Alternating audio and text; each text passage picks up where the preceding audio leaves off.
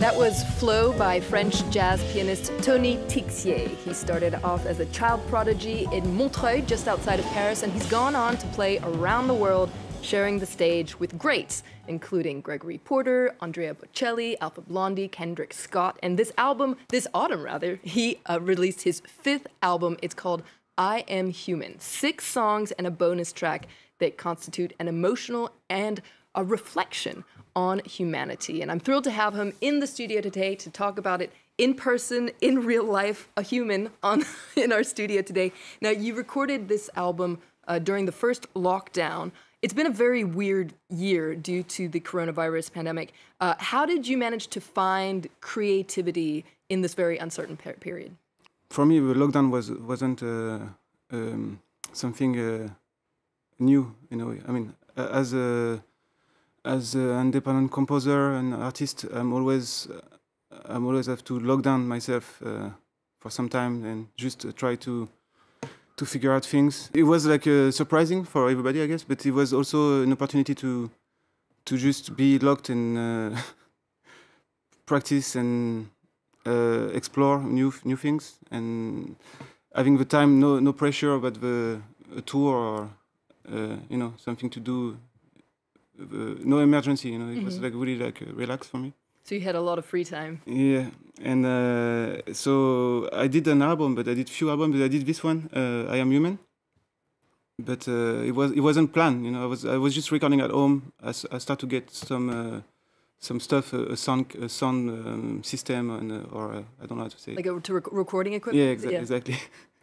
And I started to record. I sent the tracks to my friends and all around the world. And at some point, I had a catalog of songs, and I figured it was like a conversation with all of my friends, and it was really universal. So I was like, okay, maybe I should do an album. Actually, some of the musicians on the album say you should do an album. So I said, yeah. So we did. So this album that came out of this moment of free time, it's called I Am Human. Let's listen to a track off the album. It's called Leaking Life. Take a listen.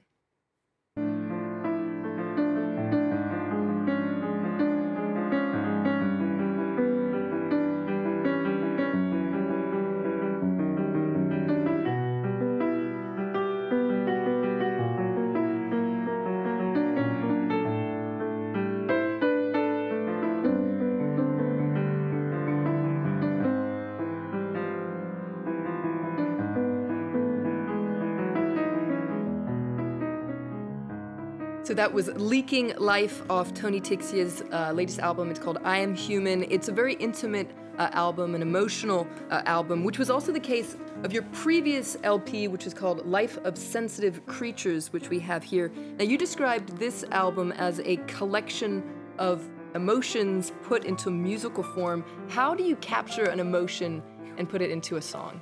I say it was?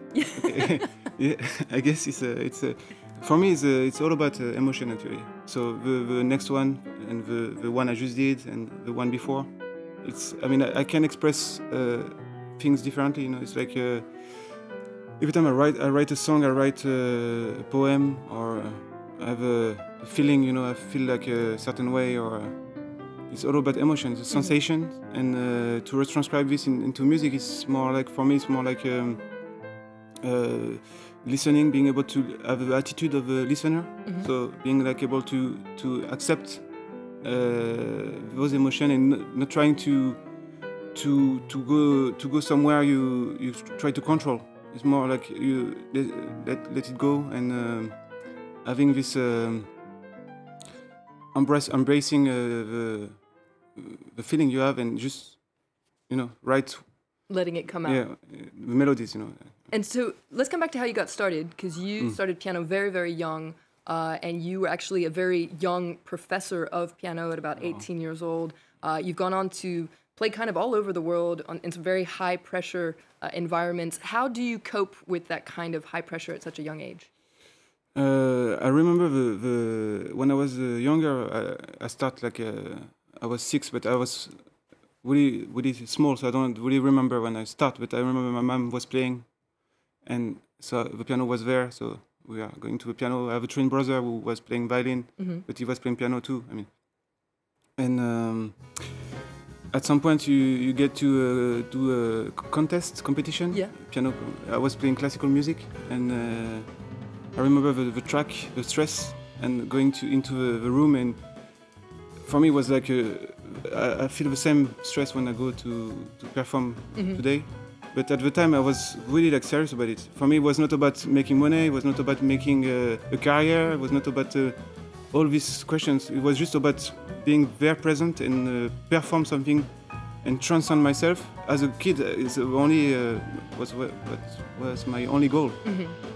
And I think when you focus on this and you try to really be there and deliver something authentic and with integrity, you get to depass yourself, and you're not into pressure because you're not there anymore. You're just a messenger of the music. Yeah, I mean. And you're very cross-cultural as well. You're French. Your mother's from Martinique, if I understand correctly. You lived in the U.S. You actually just moved back to France after living in the U.S. for about 8 years. How does that multiculturalism influence your music? Actually, I always felt human. You know, like for me, it was like more like I never felt like appartening to a certain community or a certain group. Yeah. Because I mean, I'm a mixed kid, or I don't really like this word, but you know, my dad is from France, my mom is from Martinique. We have this family, like different colors and different faces, and I always felt like I was just a part of a big human community. Yeah. So when I moved to the States, actually I felt even more in New York. I moved to New York. I felt even more into place because there are so many people from so many places. Even if Paris is already mixed a lot, but in New York you have this the town is the town of everybody. It's not the town of some. It's like it's your town. As soon you're a New Yorker, as soon you put your foot on the ground. When I moved to California, I felt really. So all these travels and living in a different country as an expat was really. Really make me feel like even closer to everybody, you know, like to understand this sense of universality as a human. I mean, I'm not trying to pitch my album. Well, it is a good pitch for your album. I Am Human, so Tony Tixier's latest album. We're going to move on to some other music news that's making headlines. The American alt-rock superstars, the Foo Fighters, are releasing their 10th album. It's called Medicine at Midnight, and it's a surprisingly upbeat album, which might be because it was recorded before the COVID-19 pandemic. The band leader Dave Grohl says the album is filled with anthemic, huge, sing-along rock songs. Like this one, it's called Waiting on a War. Take a listen. Is there more to this than that? Is there more to this than that? Is there more to this than that? Is there more to this? More to this? More to this than just waiting on a war?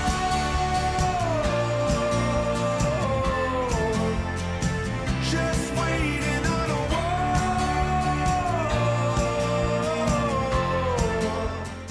Now, Dave Grohl's 14-year-old daughter, Violet, contributed vocals to a track on that album, and also keeping it in the family is Nigerian legend Fela Kuti's son and grandson. Femi Kuti got his start playing in his father's band, Egypt 80, and his son Made cut his teeth as a kid touring with his father. They are now releasing a joint album. It's called Legacy Plus, and it features Femi's album Stop the Hate and his son Made's album Forward. And both records were produced by Sodi Markizuer, who worked on Fela Kuti's last 6 albums. Check out this track. It's called Pa Pa Pa. If government no fit do their work, make them give us electricity. Make them repair all the roads, yo. Make them give us good health care. Make them give us clean water to drink, to name a few.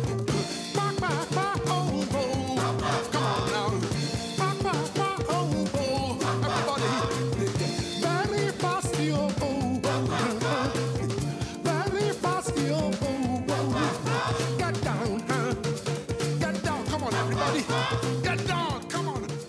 Get down.